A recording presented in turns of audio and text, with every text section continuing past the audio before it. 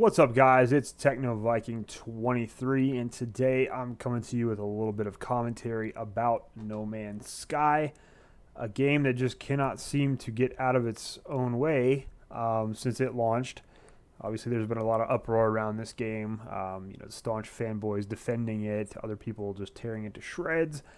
But that doesn't change the fact that No Man's Sky was a very disappointing game at launch. It was not a $60 title whatsoever.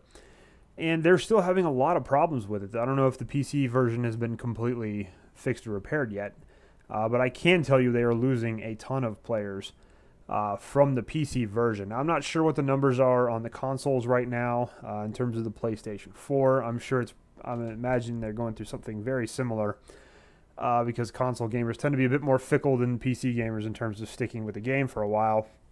And that's not a shot at anybody. I play PC, play console. I like both of them. I don't care. If you like either system, that's great. I'm not going to get into some kind of silly console PC war, but I just know for the most part, in my experience, people on the console tend to not put up with crap for as long as a period of time as some of the PC gamers. Plus, they don't have the mods available to them to make the game a little bit more enjoyable. So I wouldn't be surprised if the console actually has just as severe drop off of players as the PC did on No Man's Sky.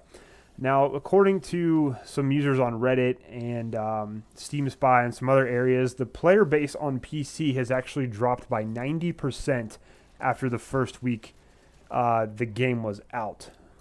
They were saying something at one time. There were like 700,000 people who had decided to get it on the PC, but that number's dropped well under like 100,000 already.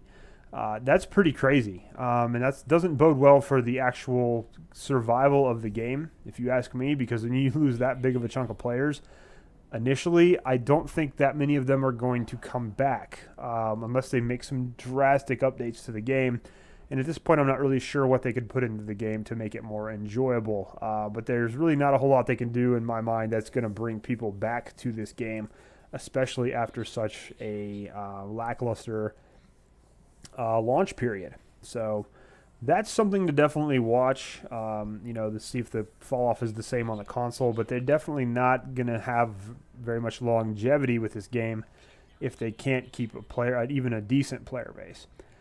So that's just one thing that's been going on with No Man's Sky. A lot of people have also been demanding refunds and have been going through PlayStation and also Steam, and apparently have been getting refunds left and right even after playing the game for a long time, which I don't necessarily think is good.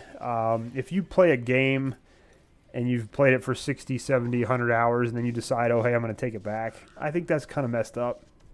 But if you're somebody who jumped in the game and played for 2 or 3 hours and just was like, this is garbage, I'm getting rid of it, then I guess that's okay. But apparently they're just allowing people to get refunds left and right on the game, and I don't know how that's going to hurt Hello Games or Sony, but at this point, I can't help but say they probably deserve it after trying to pull such crap at launch. We're releasing a game that's definitely nowhere near in a finished state, and also for releasing a game for $60. And that's another point. A lot of people don't understand the intense criticism the game has been getting, but when you launch a game at $60, you're going to be compared to other $60 titles. Now, let's not get it twisted. There's plenty of AAA titles and plenty of $60 games that launch that are absolutely terrible when they first come out, but for the most part, when you pay a big price like that for a game, you expect to get a lot of content, a lot of value for your money, and more often than not, you do. But in this case with No Man's Sky, that definitely was not true. This plays more like a $15 to $20 indie game, tech demo, something, not a $60 full-blown title. And I've mentioned a couple times in my No Man's Sky review how much I enjoyed the Solus project, which is a very similar game, though it takes place on one planet where you do survival and try to get to the, find your way off the planet to your distress signal. And that game was only $15 on Xbox. And it was overall very well done, much better survival aspects, much more intense and immersive gameplay with the storms and the tornadoes and things. So, I definitely don't compare No Man's Sky to that whatsoever. I don't think it even comes close.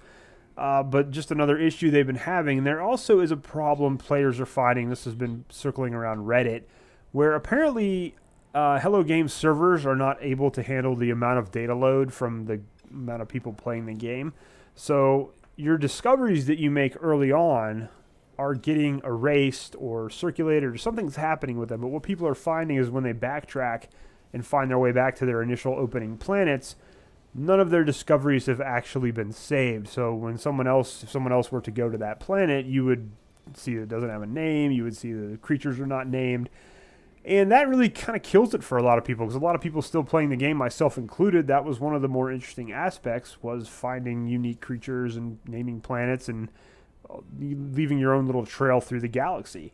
So if that's a big problem and that's an issue they're having, where it's erasing, it'll still show up in your journey log that where you've been, but apparently when you go back, it's no longer saved in the game, which really sucks. That's that takes like the main purpose of the game away for the most part. And last but not least, we can talk about the ending, or lack thereof, to No Man's Sky. By now, the game's been out long enough. This is probably not a spoiler. If you guys don't want to hear this, though, if you're still trying to get to the center of the galaxy, I think I've given you enough time to hit pause. But there is going to be a pretty big spoiler here in the next few seconds. So definitely hit pause now. Don't watch the rest of the video if you don't want to know. But when you get to the center of the galaxy, there's no amazing ending, no cutscenes, nothing really. It doesn't even show your ship arriving into that spot. You don't get to see it.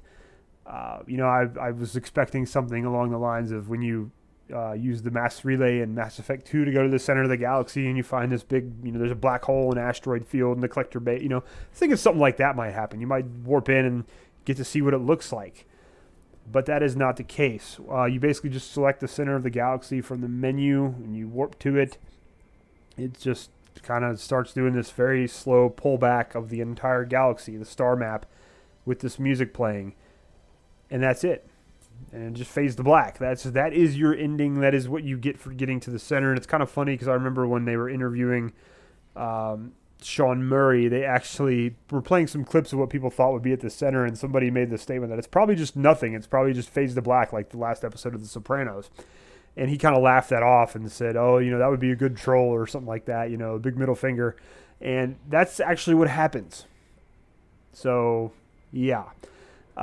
There's no point to get to the center of the galaxy. If you're someone still playing the game, just go and explore stuff. There's really no point to try to get to the end, and maybe that's what they were trying to stress. I don't know, but very, very disappointing. And for a lot of people, that kind of killed their inspiration to even keep playing the game, knowing that there's just nothing there at the end and really no reason to keep on going for it. So that's pretty much been the fun week that No Man's Sky has been having. Now, the other problem, too, and this is something I've been harping on Hello Games since day one, they have been terrible in the communication department. While the game was being developed, they didn't offer a whole lot of communication. They were very vague on things.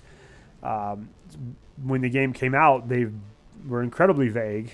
They've actually gone kind of into radio silence here lately because I guess they're getting so much kickback on the game and so many negative comments about it. But going silent is about one of the worst things you can do, especially when your game is having a lot of problems. This is something that Bungie does all the time with Destiny, something I give Bungie a lot of crap for, where there's just problems that they don't even acknowledge, and when they're asked questions about it, they kind of stick their head in the sand and talk around it.